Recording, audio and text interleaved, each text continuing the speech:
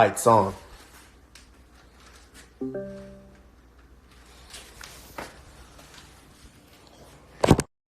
What up, everybody? What up, everybody? What up, everybody?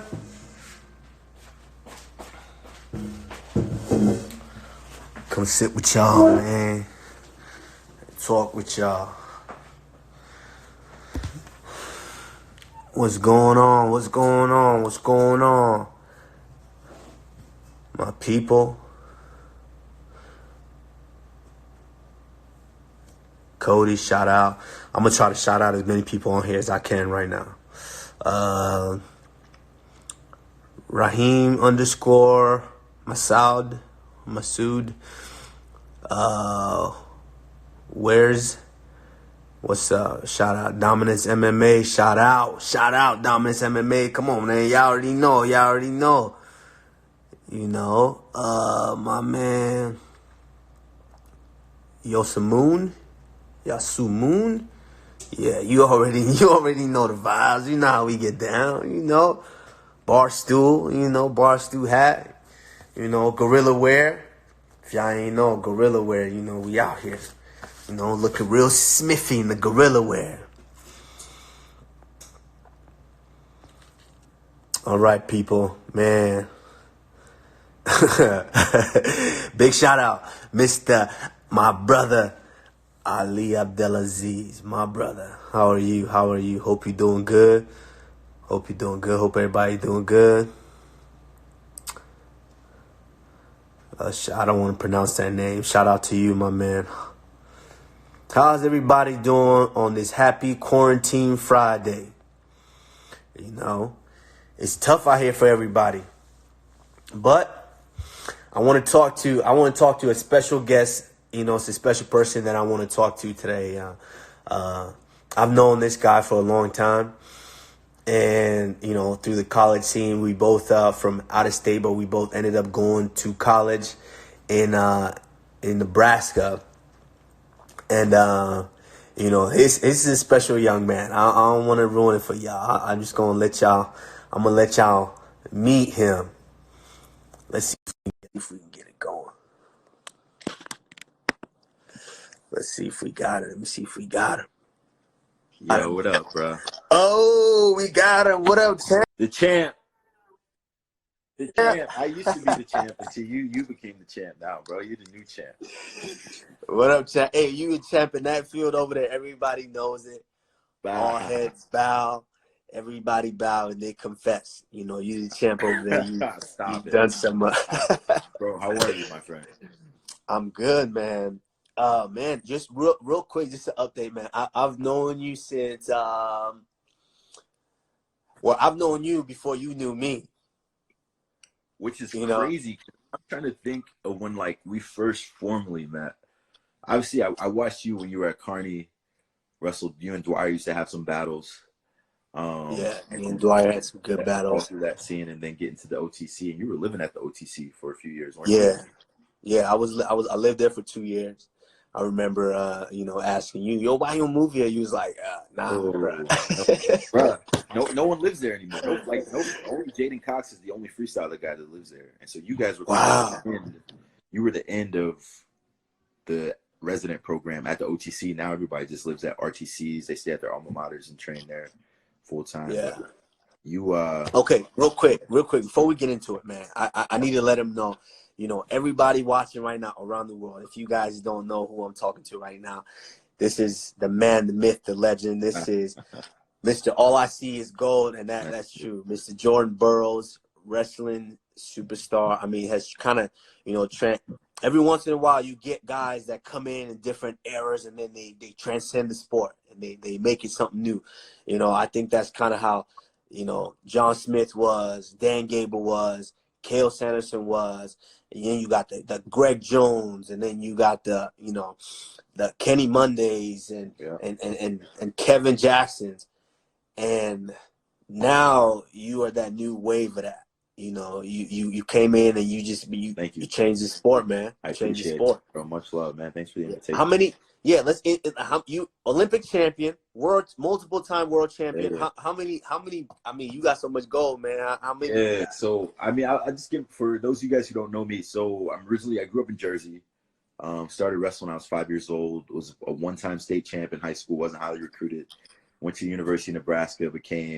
And that's when I really hit my stride. Started to grow, develop, mature as a man physically, and learn some technique. Be around great training partners, good coaches.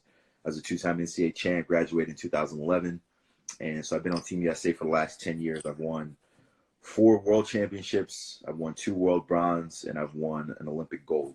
Right now, my record over the last decade or since 2011 is 183-7 is my record now. So yeah, I mean it's been a good run, bro. It's been a good run, and life's good, man. I can't complain. I get to do what I love. Well, I got to do what I love until this quarantine.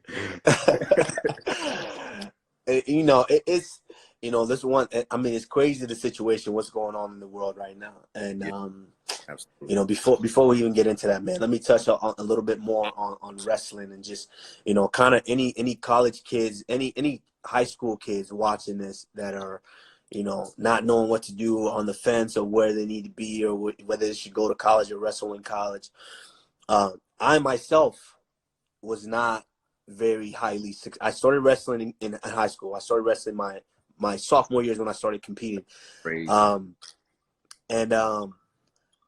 went to state one time. I ended up getting third. I thought I was gonna win it. I kind of started hitting that stride like that junior summer. Yep. So when I went to Fargo and you know, really got to feel other kids. And then I ended up not winning state. I ended up getting third. But it hurt me so much, and that fire was burning so much inside me. I'm like, no, I'm going to college. I'm gonna be a national champion. That's crazy though, bro. Your second year of wrestling, you got third in the state. Third year. My senior year, I got my senior year. Yeah, third in the state. That's insane. That's insanity, bro. Yeah, but it is, and then this is kind of my mentality now, because I knew when I made that shift is, I went over to Fargo, and you know, like, I didn't know nothing about wrestling. I didn't really know all these kids, like, you know, and then you're wrestling this kid from Connecticut, you're wrestling this kid from here. And it was like ignorance is bliss sometimes, because I didn't even know these kids. I'm just like, wrestle, bro. Like, yeah. USA Wrestling Magazine. This guy is the man. Like, he won this, he won that. I had no clue who anybody was. Yep. I just went, and I went first match. I beat this kid. I just beat a kid. I don't know whose name was.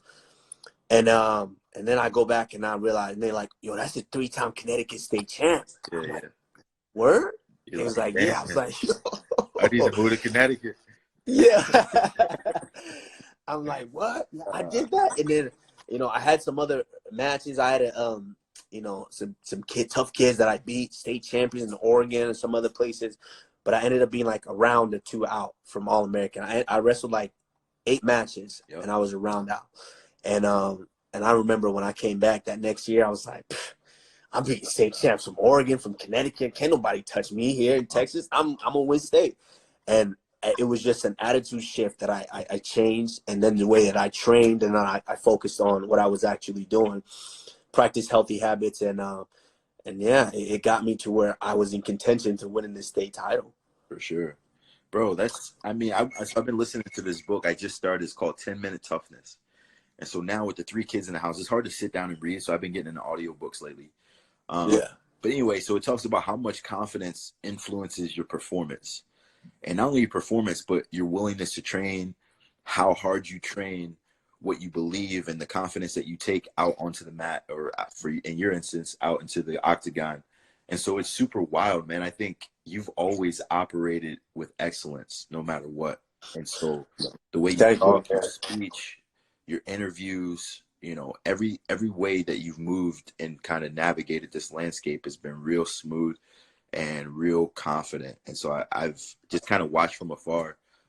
Thank you from the man who is the poster boy of wrestling. It's been cool to see, bro. It's been cool to see, because when you guys win, all of us win, right? So like as wrestlers and as someone who's remained in the sport for a long period of time, when I see you guys go on and compete at the next level, I'm like, damn, that's super cool. Like I was training side by side with this guy. Like I got to see what it was like before they made the come out. Everybody now, they only know you as like this the guy with the belt. Like, but I remember when we were just like kicking in the calf at the OTC, just like killing. Man, and that's crazy because you know, a quick story on you. The first time I seen you was you wrestled at the Harold Nichols. Yep.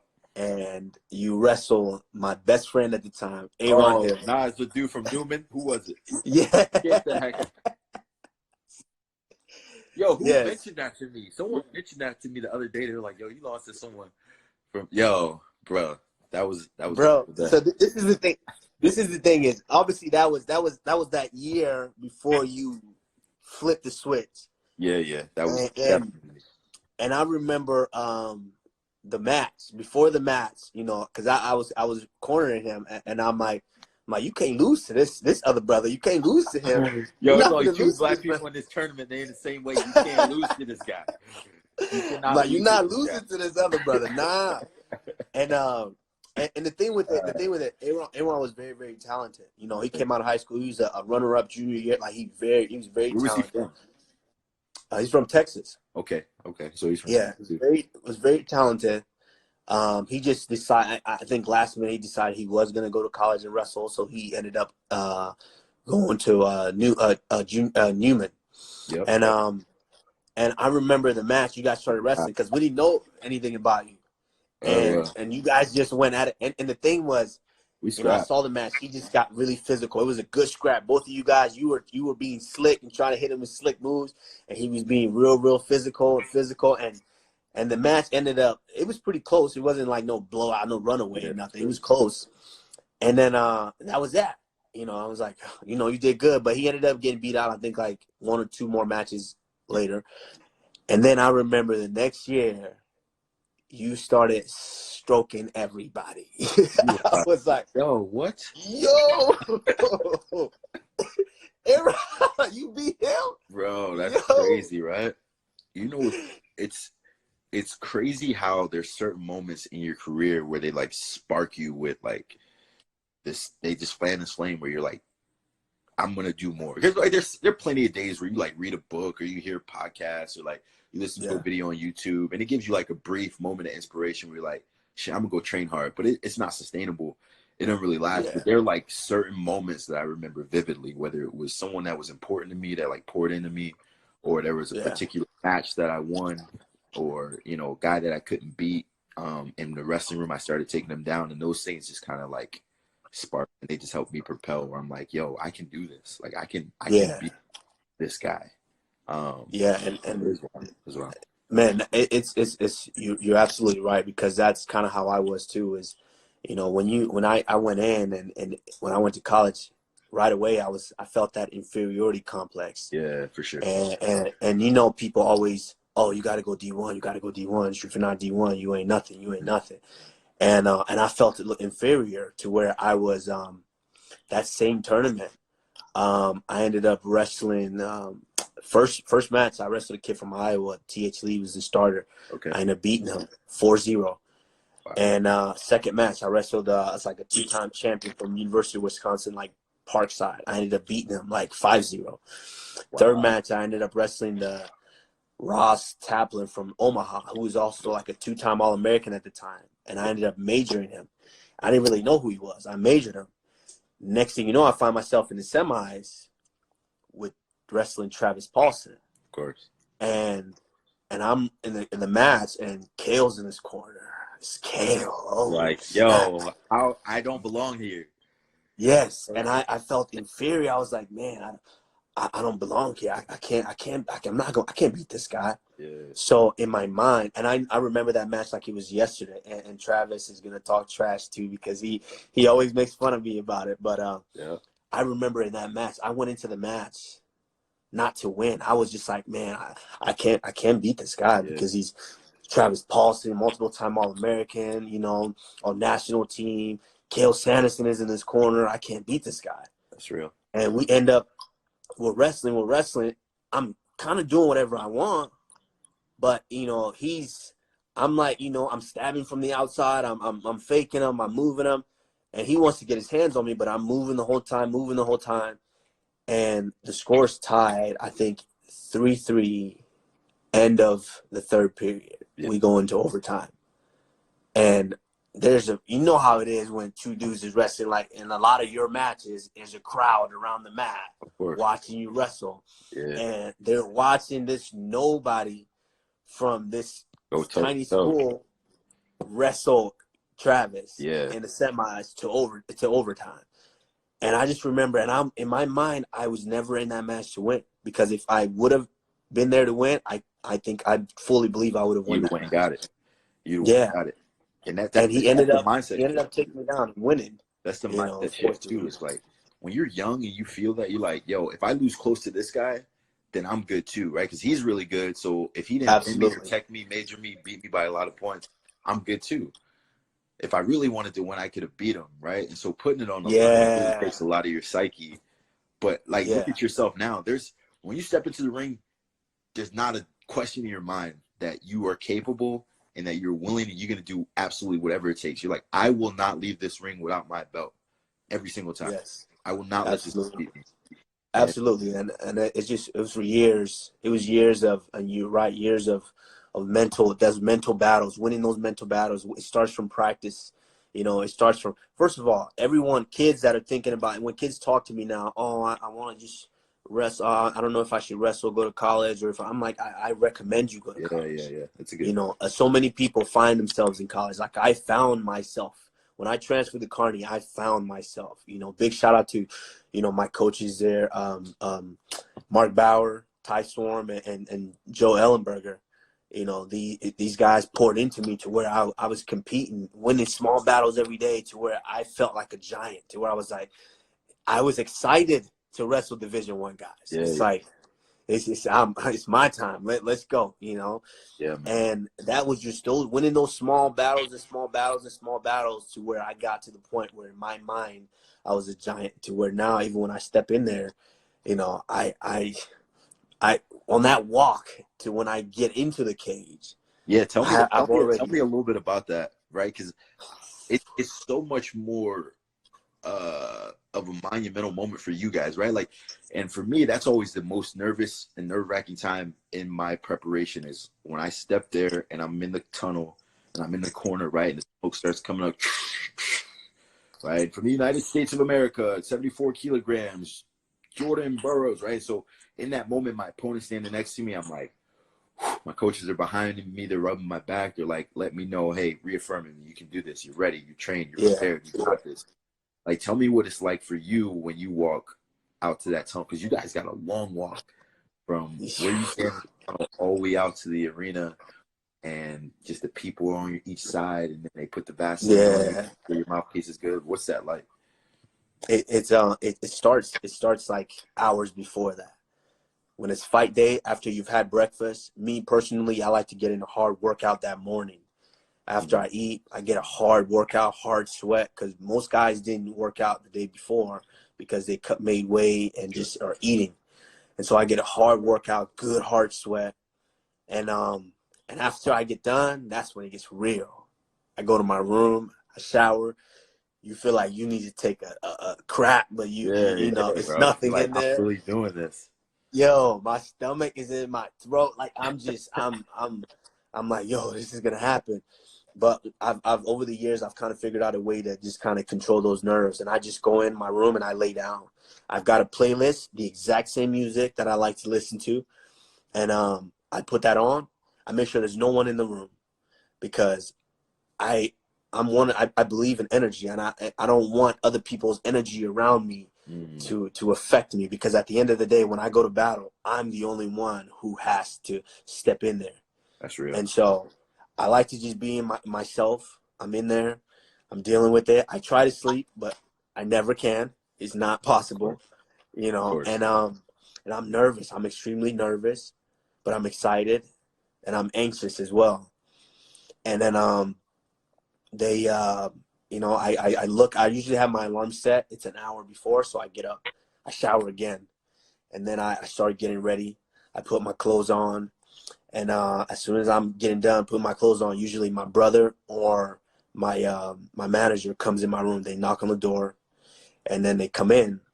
And as soon as they come in, I'm usually already halfway there. But by then, I've already told myself, we're going to do this. There's no backing out. We can't run. We can't hide. There's no injuries. We're going to do this. And then it's just clockwork. I get there. I get into the locker room. I then take off my clothes.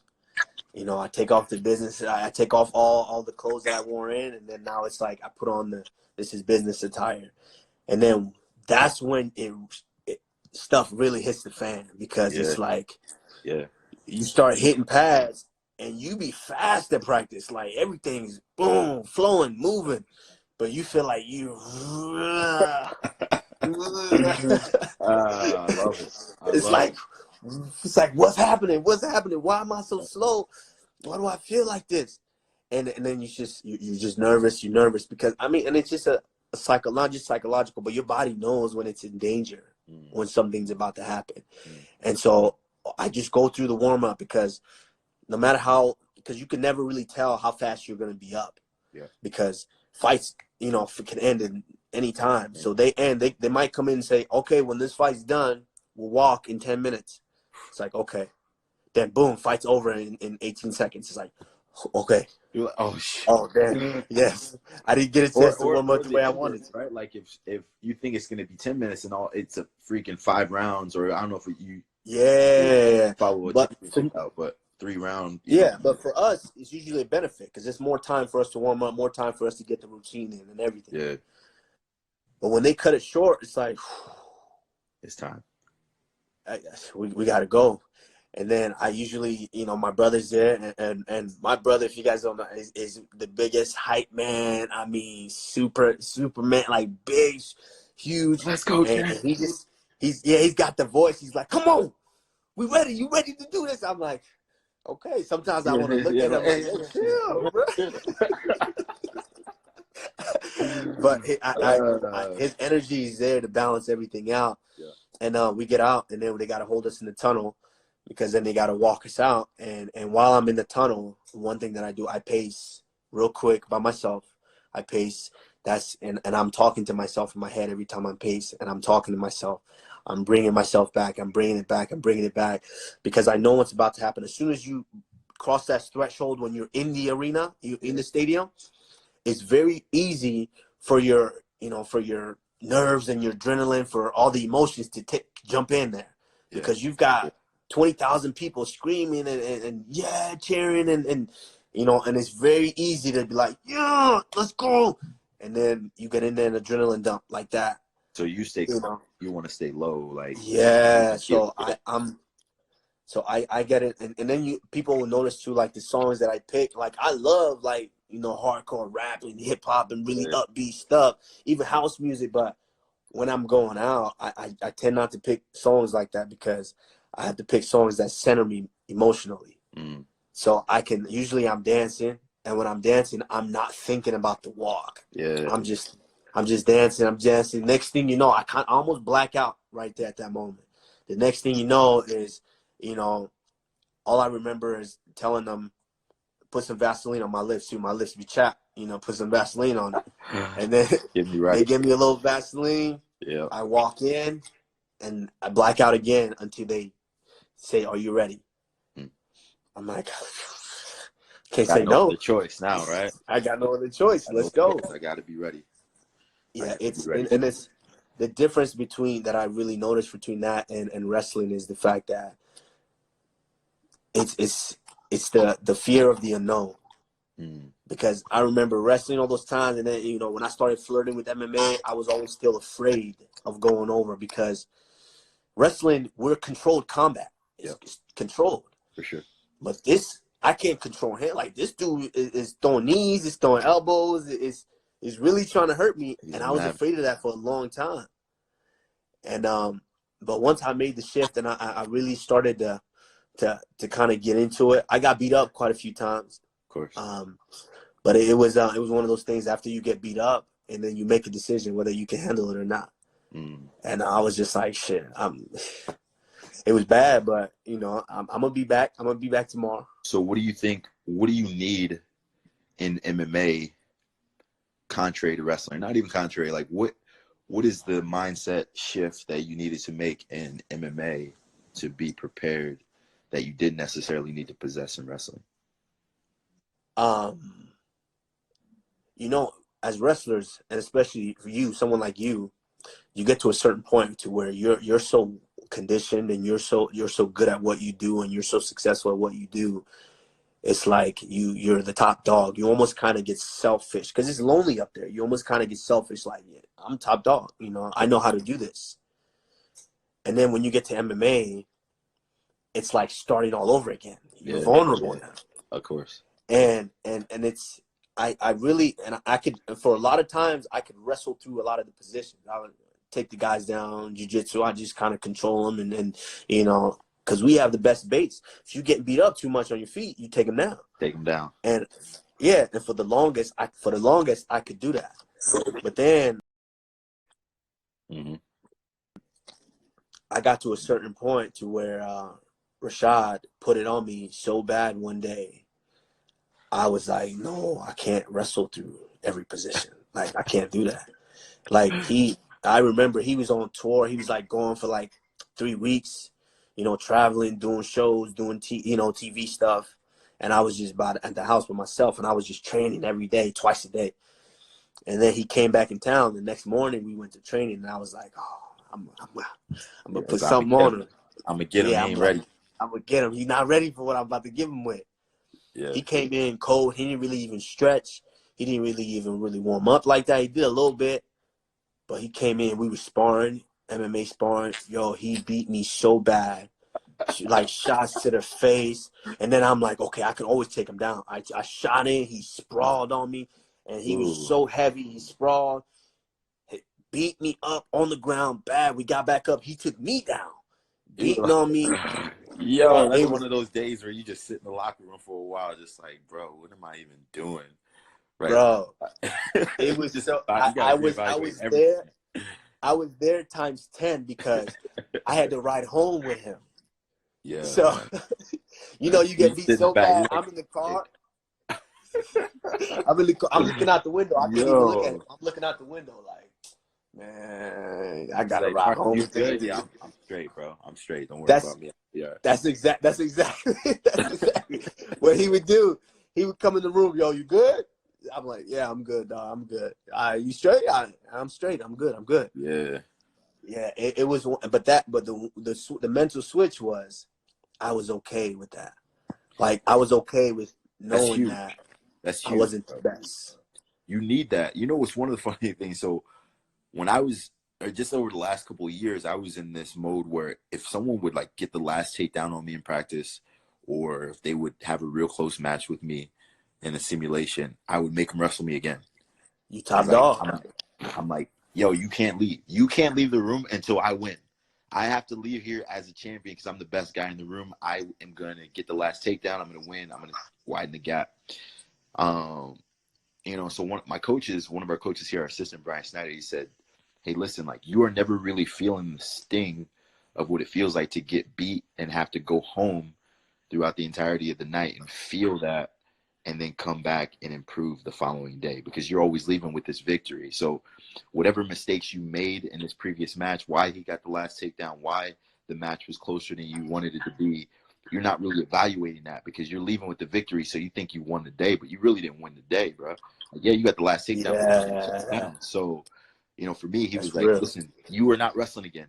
If you get taken down, if you get beat, you're not wrestling again. You're done. You guys break and you come back tomorrow. You can do it again.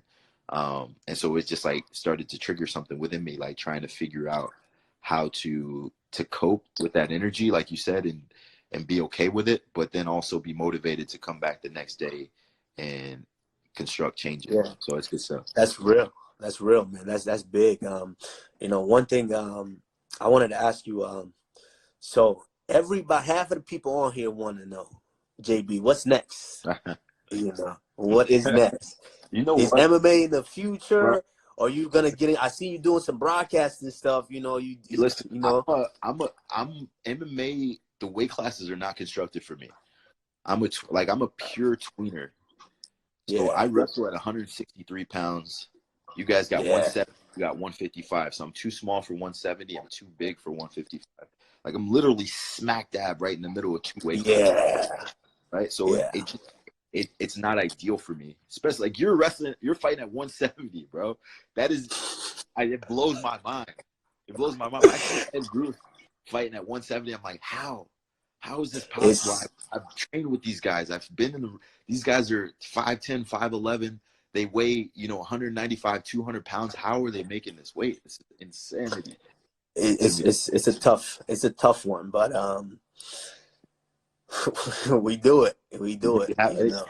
But you got a lot at stake, right? Like, you're going to be willing to do a lot for the reward that you get to reap from it, which is the lifestyle and the recognition, financial success. But I mean, I've thought about it. I've considered it. I want to try it just because I like challenges. You know what I mean? So like, I want to see what I'm made of. Like I'd like to just get out there, get locked in the cage and be like, and take one fight and just take one fight. Like but here's the scary thing about it, right? If you get beat, you're like, yo, I can't go out like this. I got to get one more.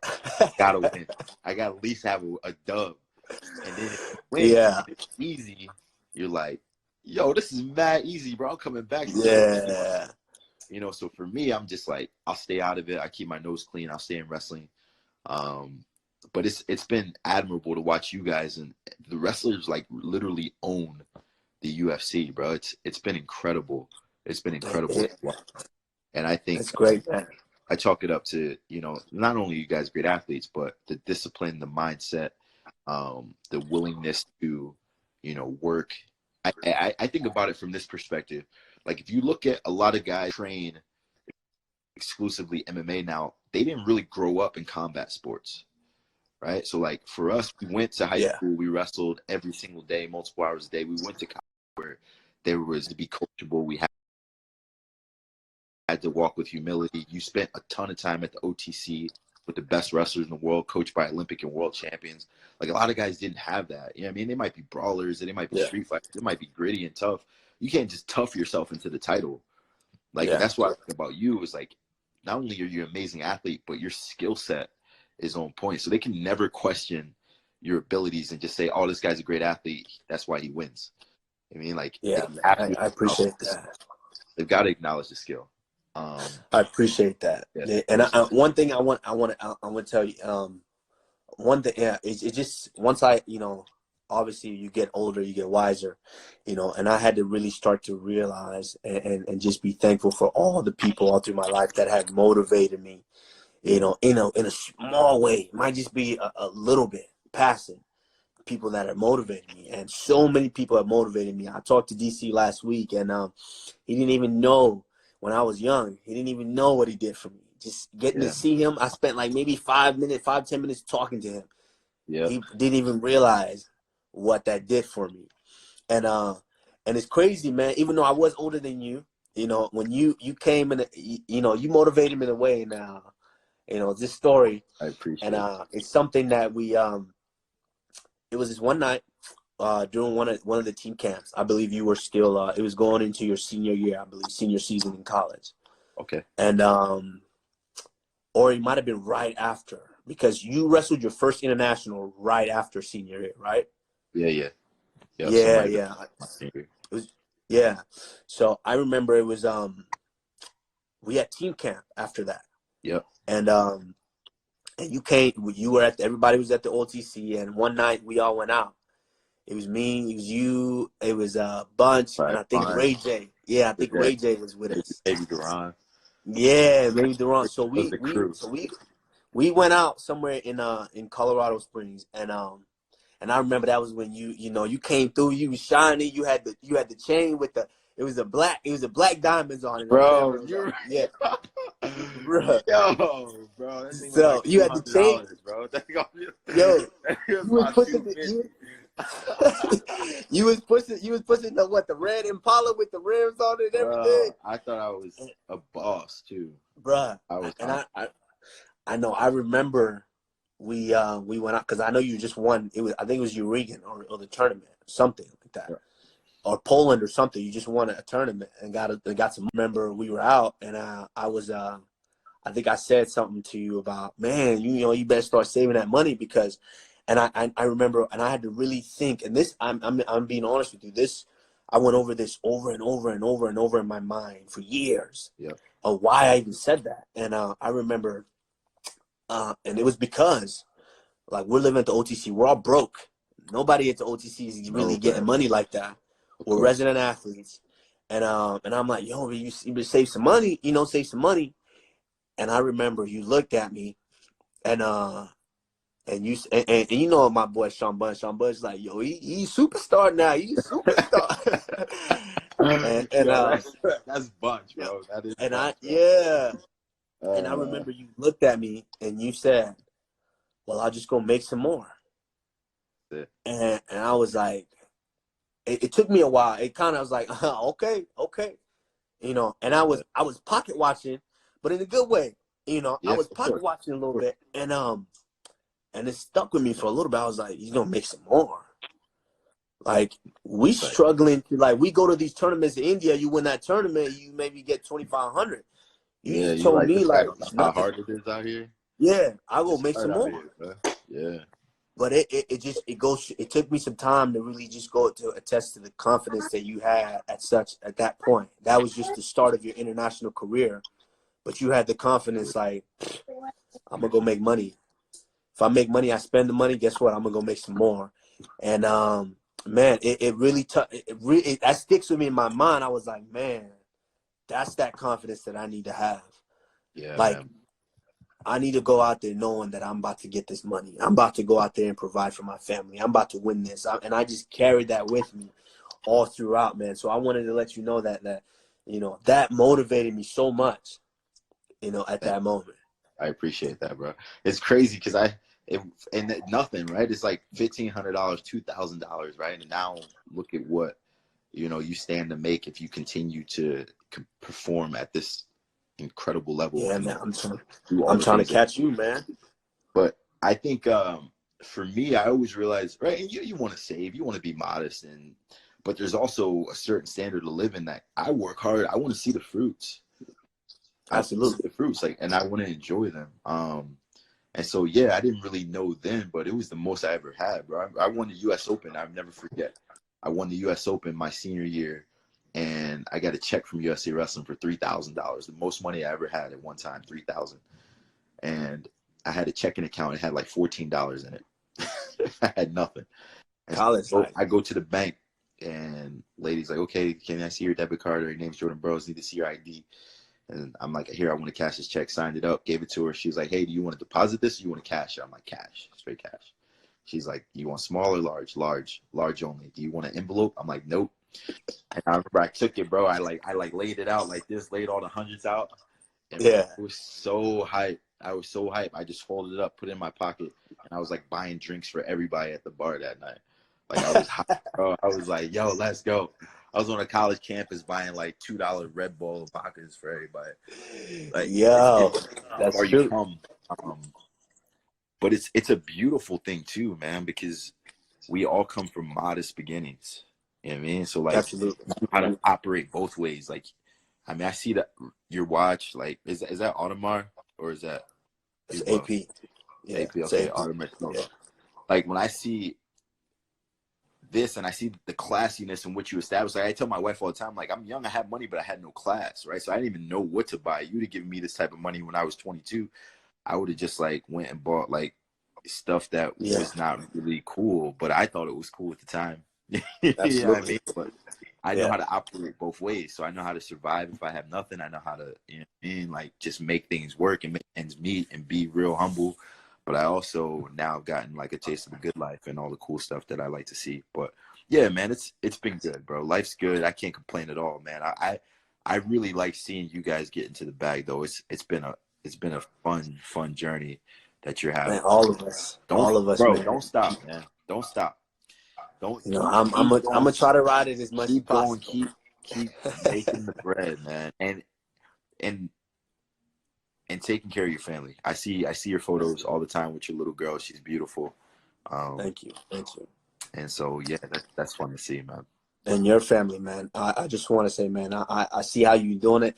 Talking about me, yo, you doing it every step. Sometimes I'm like, man, like this dude, he got it. Like like Yeah. JB from way back when, he got it. Life's You got good. a beautiful family, Thank beautiful you. wife, beautiful kids, Thank man. And I see what you're doing with them and how you're raising them in that culture, and you just being in their life and pouring into them, man. It's very, very admirable. I'm watching you. You inspire me. And you. I'm thankful that obviously I got to cross paths with you at some point in this lifetime, man. And I'm very, very grateful. Yeah, man, for sure. We're gonna scrap one of these days. We got to get together for a pre-fight camp. Like speaking Hey, of don't pre-fight, worry. You coming down when you're not doing something crazy. You coming down for where sure. are you at right now? Where's your training location? I'm in Florida, South Florida. Oh, like Coconut Creek? No, not at Coconut Creek, but we train down here. We have in Deerfield. We got a gym in Deerfield. We also have a gym in Fort Lauderdale. So Okay. I'm down here. Everything is all close within 45 minutes from each other. So Yep. it's in one place right now. That's not quarantine, really. That's not Oh, so you quarantine guys, like that. you're still in the gym. You're still training. I mean, I'm training. Yeah. Not the whole team. We're not just in there sweating, and We're we're not all the not gonna same, take huh? no chances. Yeah, yeah. Yeah, Yeah. but I still get the work in, whether it's in the gym or out of the gym. I'm still getting the work in. So, So but what's yeah, next we for don't. you? What's this look like? What's this quarantine do for you in terms of like your athletic career? Like, is this, It's actually That's a good question. I was just thinking about that on the drive back home. Yeah, I just went and saw my chiropractor, just maintenance stuff, and I was coming back. I'm like, man, this is a blessing in disguise because I'm not going crazy on my body. Like, oh, I'm not running here doing this, going to this shop and that shop, seeing this and that. I get to just maybe work out in the morning at home or somewhere, and then I'm back home. That's all I do. That's all I've been doing throughout my whole career. And now that's what we're doing, and people are complaining. I'm like, yo, this is normal for me. this is kind of go. This is working for me. This is working, man.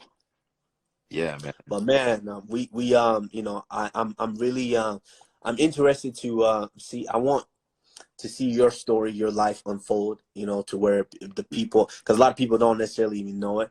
I know, a good buddy of mine, I don't know if you know who Will Harris production is, Anatomy of a Fighter. Okay. He does, and I mean, obviously you embody everything that a fighter is.